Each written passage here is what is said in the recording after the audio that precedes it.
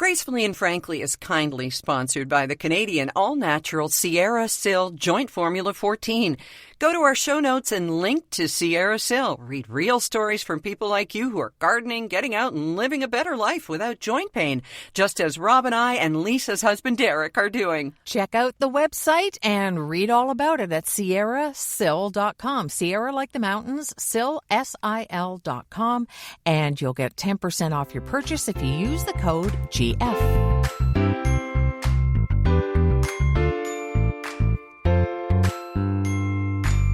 Well, here we are, episode 75, wrapping up May, and we're ready to go. I'm Erin Davis. I'm Lisa Brantz, and we're going to discuss exhaustion. Not so much the kind from overdoing it physically, but there's a bit of a trend going on, and it's being exhausted mentally and emotionally.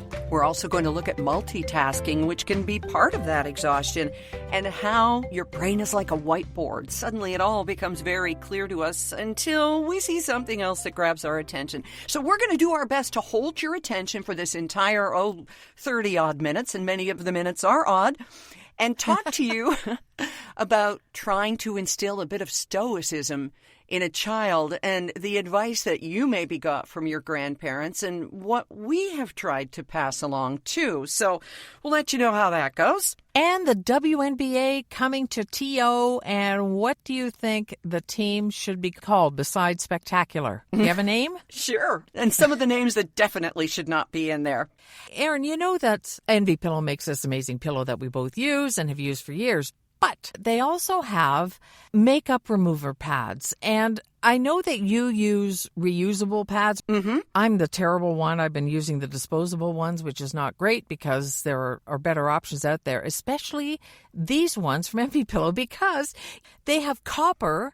And as we know, copper's got all of these wonderful properties for getting rid of bacteria. Mm-hmm. They're self-cleaning. Oh. You don't even have to wash these things. And it's the truth. Kathy and Kim both use them, and I'm going to be using them soon because I've gotten rid of so many other things and reuse, plastic for food storage that you don't have to throw away, all that kind of thing. So this is another step, and I can't wait to try them. Find out more at envypillow.com, envypillow.com. See all the stuff they've got there.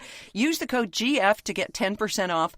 And Lisa, you talking about reusing plastic bags and stuff, I have to tell you, I was thinking the other morning, I thought, I wonder if I should confess this. I will not tie up and throw away a poo bag until both dogs have doodled, even if that means later in the day. And these are supposed to be biodegradable as well. Thankfully, they don't biodegrade in my house while I'm waiting to fill them.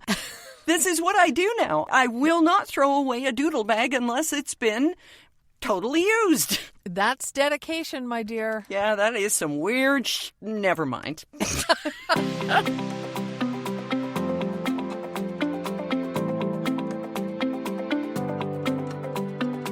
Let me ask you, with everything that's going on, how's your energy level doing?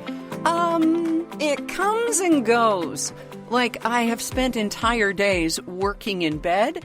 Rob goes over to the condo and takes stuff from our rented U-Haul storage space to the condo, stuff we cleared out of the house when we were getting ready to show it, of which there has been one showing, Lisa, but that's a whole other story. Maybe we'll get to it. So I am taking mental health days, and I am working when I'm in bed. I mean, I'm doing a whole bunch of writing and scheduling and all kinds of stuff. But yeah, it's coming and going. There's so much going on, not only physically, but also emotionally right now. So yeah. I'm recognizing that when you have to take a break from it all, just do it. We don't have deadlines in terms of the move until this house sells. Right. What about your activity on social media, like keeping up with things like, I don't know, what's going on with Israel and, all the world stuff? I keep abreast of it, of course, but I don't engage because I haven't got time for trolls or anything like that. How about you? You kind of gave yourself a social media desert for a bit. How are you doing with that? It's funny because I've been weighing into, only strategically and only very carefully, a couple of the conversations about Israel and Gaza. And there's so much misinformation out there. And work really hard to figure it out and figure out what people are talking about. And just every once in a while when somebody puts something out that's really super not true and it's on my page, then I will say something. Right. And it's always with an air of, hey, maybe you didn't know, but, that might be the broad stroke, but this is what's really going on. Like, for example, some guy said, well, the Palestinians elected Hamas in 2006. It's like, okay, but it was a slim margin. It was 18 years ago. They haven't had elections since. Like, all right, that is a fact of its own, but the cherry picking bugs me. There's this thing called the Great Exhaustion right now. We had quiet quitting. We had all these other little phases. And this one called the Great Exhaustion. And you don't even have to be packing to move or having your grandkids move across the country or anything. And it's about burnout and working too much, getting too wrapped up in what's going on in the rest of the world, basically things that we have no control over. And it's really affecting people, and people are feeling kind of despondent, burned out, exhausted, just really physically tired. It's like the world is just too much right now. Yes, I hear that, and I feel it as well. And it takes me back to your wisdom of Stoicism that you have introduced me to. And of course, you're writing in the Mindful Word that you don't have to have an opinion on everything. You can care. But speaking for myself, I don't feel informed enough in many cases to have an opinion. And I think that that's okay, too. It's not putting your head in the sand. Wouldn't it be nice if more people just didn't have an opinion? It'd make for a boring podcast, I will say that. I mean, we've got our opinions, but yeah. That's true. But I mean, mostly on Twitter, I would say. So many people seem to think, well, I have something to say and I have every right to say it. There was a sort of a self-questionnaire that went around before you say something. Is it necessary? Is it kind? Is it helpful? And none of that seems to come to the forefront for a lot of people. It's just like, well, I believe this. The other day, and again, I don't want to get into discussing politics because that's not what we're about, but somebody blamed Justin Trudeau for people being rude on the subway. and I just said, that's it. I'm done. I'm going out to the curb and waiting for the ship from my home planet because I can't be from here. This just doesn't make any sense. But it's like the hatred was just so deep. It's like whatever came up, it had to be this guy's fault. And, right. It doesn't matter who it would have been. I would have still felt the same way. But it's a little much. It is. And blaming your government for inflation when if you switched out inflation with the words corporate greed and massive corporate profits, then it would make so much more sense. And people don't realize because they are so focused on their governments. And I've had some chats with people in the U.S. about this, where, of course, they blame Biden because of inflation. It's happened around the world. How you can blame one person, one party for things like this. I don't know. And again, that's me saying, you know what? I shouldn't have an opinion because I'm not an economist. Someone very wise, and I wish I could remember who, once said, if you read something and it invokes a really strong reaction, someone's trying to poke you. Someone's trying to get that out of you. You have to stop and say, who wins? Right. Right? Like, who wins if I believe this just wholeheartedly? And unfortunately, that's gone to the point where nobody in the media can be trusted and nobody is telling the truth in some people's opinion, and it's just gone too far. But it's true. Who wins if I decide that this is the truth? The U.S. jobless rate is the lowest it's been in, 50 years or something? Yep. And nobody cares because they're being told something else. And the next election may very well turn out the way people are saying it's going to, but the earth will keep spinning and the stores will keep getting stocked, and it's not going to be the end of the world either way that people are being told it is. And it's no wonder people are exhausted. Our emotions are being pulled and pushed and manipulated and kneaded like they're dough. Okay, so what is the solution then to this exhaustion? Well, you get a cardboard box from a refrigerator and you fortify it with duct tape and you hide in it until such time as things get better. Oh. No, I guess it's what apparently the experts are saying is prioritizing yourself. Okay. Like a friend I talked to who said, I really want to quit my job. I absolutely hate it and I could do this other job, but it's going to make a lot less money.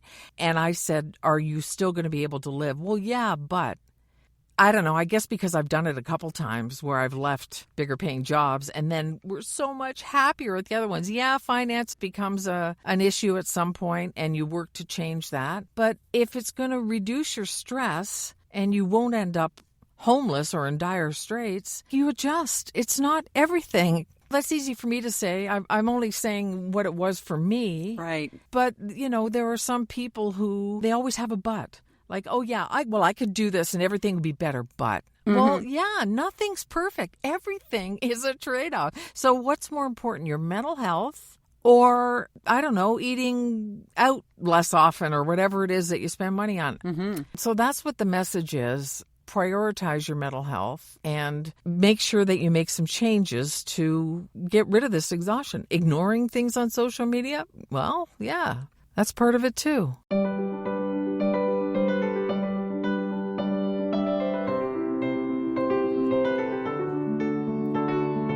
I think a lot of exhaustion comes in so many of our lives from multitasking. I mean, we've all become pretty adept at it. We all thought that when the internet became a thing and emails and all that, we'd have so much more leisure time because we'd get everything done. And the reverse has happened, of course. And so now we're doing one thing, we're thinking about another thing, and it's also adding to the exhaustion. And so there's a story in the New York Times that I came across, and I thought, I really want to talk with Lisa and our Gracefully and Frankly listener about this, because it's a multitasker's guide to regaining focus. But again, I think it ties in with your exhaustion story, the Great Exhaustion that's happening, is priorities. Okay? Like multitasking is the way we live. How often do you text while you're doing something else or lose track of a podcast while you're doing chores or flutter between news and your inbox? If you're like me, Lisa, I don't know how many times you go online to complete that shopping list that you had, finish off your cart, or you're going to do something else and all of a sudden, it's the squirrel and you're gone finding out what's happening with Kate Middleton's portrait or something. It's just... Oh, I know. It is. Somebody said that trying to work while you are connected to the internet is like being chained to an amusement park. You're just right there and everything is a distraction. So we get stuck in this multitasking trap without even realizing we're doing it. And this is according to a neuropsychologist in Calgary. There are a few reasons for our collective habit. There seems to be a lot of pressure. It helps us avoid boredom. Honestly, the generations to come don't know how to deal with silence or stillness because they're always being stimulated, right? Right. You just swipe for the next thing. And television and different things, it's like, it's so boring. It moves so slow. Yeah, exactly. When I watch Colin and Jane and they're watching YouTube and suddenly there's a 10-second commercial, why do we have to sit through a commercial? Yeah. And I'm, kids. Exactly. Why? Back in our day. Yes. Yeah. Oh, it's crazy. But usually when people think we're multitasking, we're actually switching our attention back and forth between two separate tasks. So, for example, you're making dinner and you decide what you're going to make, and then the parts of your brain that are involved in executive function, they create a mental model of the job at hand that you need to do things. Right. Get things out of the fridge and do that kind of thing. But if you write those things on a mental whiteboard and then ding, a text comes in from your friend who wants to tell you about their day, guess what? You've just wiped that whiteboard clean. Right. And you have to start over. Exactly. Yeah. So they're suggesting to cut down on your multitasking. You focus on one thing at a time. Now, how do you do that? It's called monotasking. Oh, my goodness. You mean tasking? Well, exactly. So they say start small, Lisa. Can you monotask for 5 minutes? How about 10? Because it's retraining your brain to focus on one thing at a time. Right. So when you are multitasking, find moments when you can take a break, okay? And that's when you say, okay, I'm going to stop writing now for 5 minutes and check my email. Right. Or see what's happening on Facebook or Threads. This is what I love about crafting, doing crafty things, is that I can't do anything else. Maybe listen to a podcast or something, but that's it. I mean, it takes my whole attention. I love it because there's just no opportunity. And I think that's what people get out of it, is that time of concentration and just being away from all the other stimuli and things that are trying to take you away. It's kind of meditative. That's what I used to find when I worked on beads and making jewelry and stuff. It's meditative. Was it you? I can't keep anything straight in my multitasking brain these days, but was it you telling me about a woman you know who moved to India? I don't think it was. So I'm going to share this with you, and if it was you, just pretend you didn't. Okay, all right. Okay, so I'm talking to a woman telling me about a woman she knows who moved to India. Moved to India? This is a surprise. Do tell. I know. Yes. She took a passage. They made a movie. And it occurred to her that because India is so densely populated, and the idea of privacy, the notion of being alone in a store or on transit or whatever, it's just a pipe dream. It could never, ever happen. Right. That is why meditation is so important and so ingrained in so many people in India, because meditation takes you out of the busyness around you and takes you inward to that solitude where no one else is. Isn't that brilliant? Makes so much sense. It makes perfect sense. And it just brings home again the importance of meditation. And that's one of the few times you cannot multitask. You are there, be here, concentrate on the breath. Monkey brain, come on back. Yeah. And just concentrate on what you're doing right now. You know what my dad used to call meditation? What? He'd pick up the newspaper and go, well, gotta go meditate. You mean going to the bathroom with his newspaper, don't you? For long periods of time, yes. That was meditation when I was a kid. Boy, am I glad it's changed. Yep.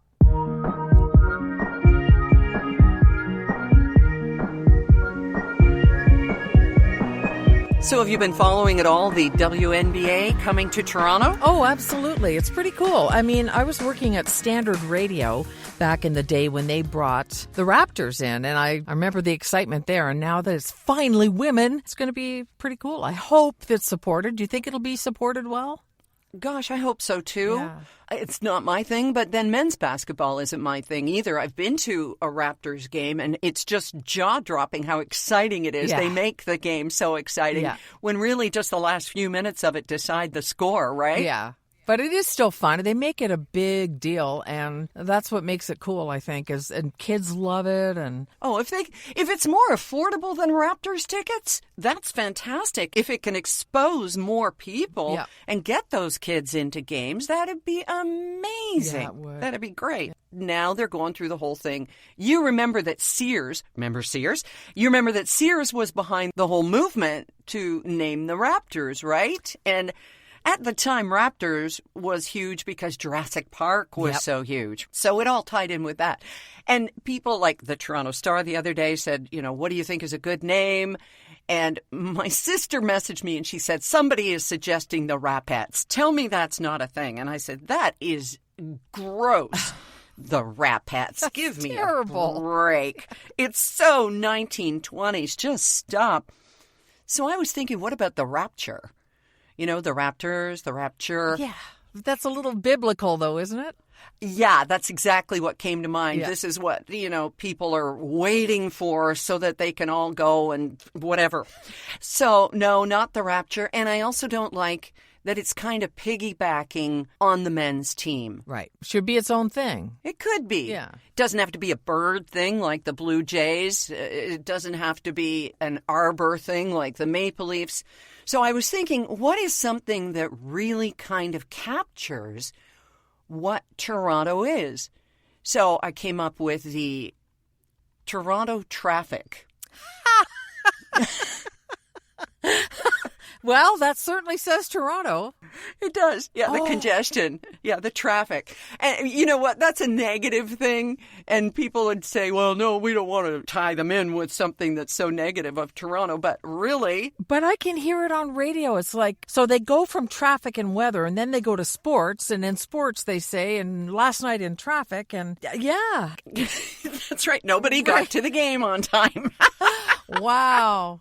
Okay, the towers make sense. Oh, yeah. Because they're tall. The players are tall for the most part. And, of course, what is Toronto's most prominent landmark would be the CN Tower. The Toronto Towers. Oh, and I love the alliteration. And I guess that's why I like Toronto traffic. Maybe the towers. Shall we stick with that one? Are we going to put our money on the towers? Unless you come up with something else. I haven't got a good one. Dribblers isn't good, no. Dunkers, not so much. Oh, no, only if they're sponsored by Tim Hortons, but then there's Dunkin' Donuts, right? Right. And Timbits is taken by Little Hockey, so we'll maybe leave it to the experts. That's my kind of entertainment on the ice, by the way. Those little Timbits are the best. Yeah.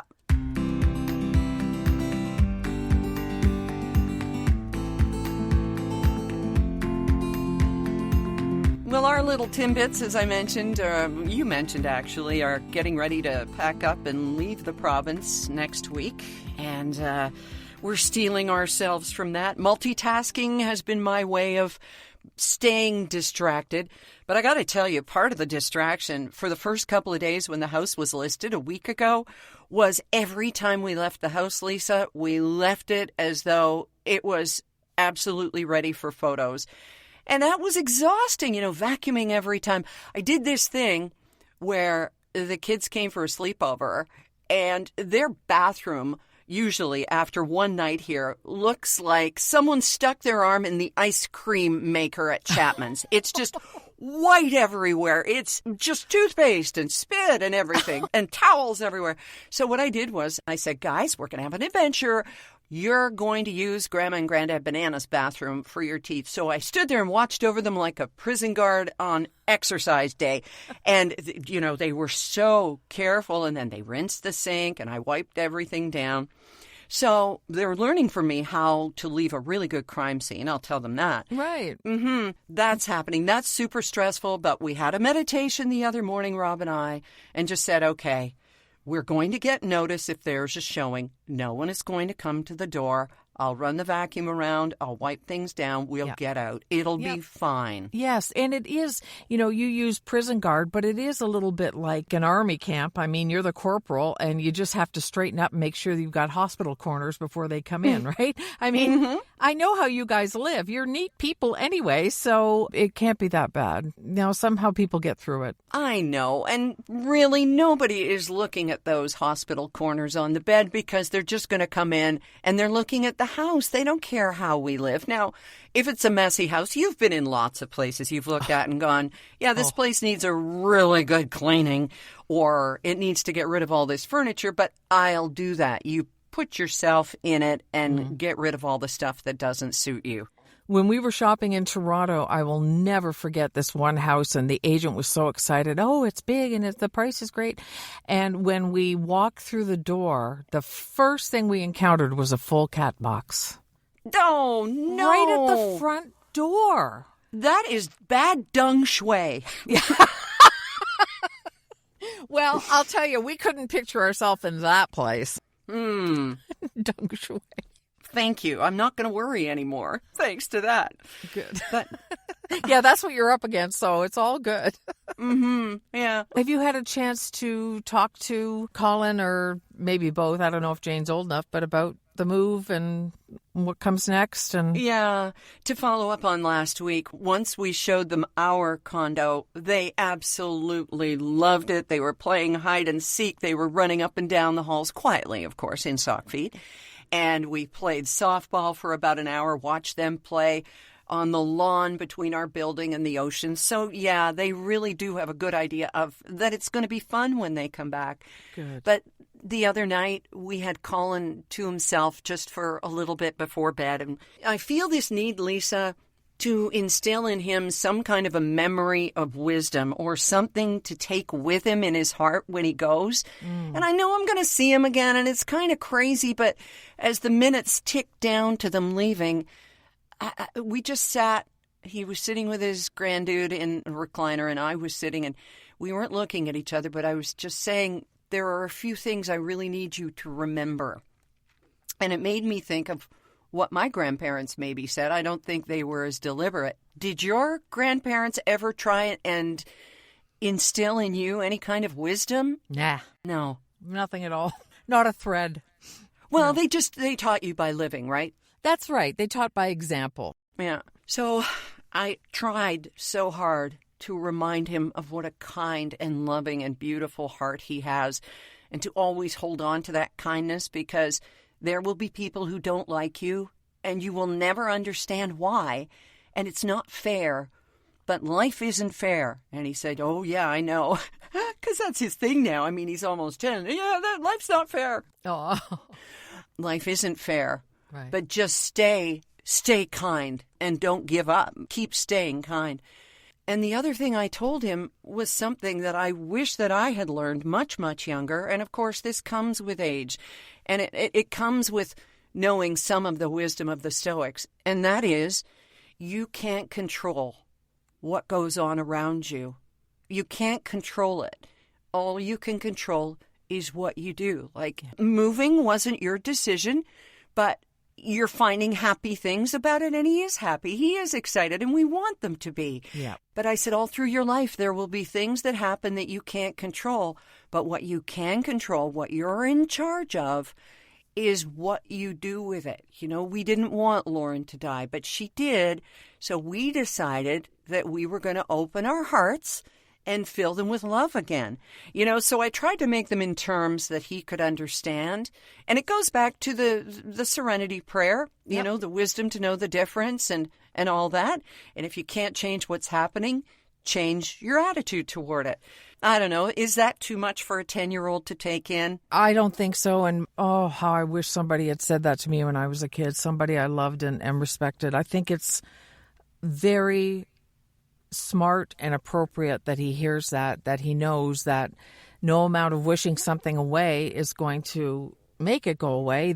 Everybody gets crap. Of course, you're not going to say that to a 10-year-old, but everybody gets crap. And the test of your character is what you do with it. Yep. I think it's fantastic. It's such a valuable tool for living to look at things that way. I just think, well done. Well, we'll see what lands, but he really did seem to be listening, whether it sinks in or not, because I still remember my grandmother's advice to me, and I don't know if she knew at the time what she was telling me and the impact that it would have. And it was something she wrote in an autograph book. Did you have an autograph book when you were a kid? I did. Of course. Yeah. Of course. And you got all your relatives to sign it. That's right. Anybody I saw on TV, it didn't matter what they did. It was like, would you sign this? Yeah. Oh, well. And she wrote, love many, trust few, and always paddle your own canoe. Huh. That has stayed with me my entire life. Huh. That, and then look out for men with clefts in their chin. What? Oh, they were up to no good. It probably meant that they were devilishly handsome and just wanted, you know. Oh, yeah, that's right. Yeah, the cleft in the chin. My grandparents never gave me any, but my mom gave me so much dating advice that was so bad. One was, don't forget, you all look the same in the dark. What the heck does that mean? What does that mean? I don't know. This is the same woman who coined front bum, remember? Front bum and back bum. Oh, that's right. Yes. I think it meant that once the lights are out, they don't care if it's you or somebody else. They're getting what they want. I think. All right. Well, the wisdom of the elders right here. That's what you come to Gracefully and Frankly for. Boy, howdy, and we delivered it. I still remember the first time I heard you refer to your lady parts as your front bum. I'll never get over that. And on that note, classy as ever, little bit of this, little bit of that. We hope we've helped to relieve your exhaustion. And if you are multitasking and listening to us, well, Lisa and I thank you for taking us along. It means the world to us. It really does. Yeah, and I find I'm listening to more podcasts now Sure. that we're doing one and have been for some time. And frankly, gracefully, I'm pretty happy with us. So can I say that? Yeah, I think you can. Okay. And darn it, we're good looking too, even in the light. So we'll sign off for episode 75. Talk to you next week. I'm Erin Davis. I'm Lisa Brandt. Don't forget the email, gracefullyfrankly@gmail.com. And thanks for all your cards and letters. And posts on our Facebook page, Gracefully and Frankly. Bye. Bye.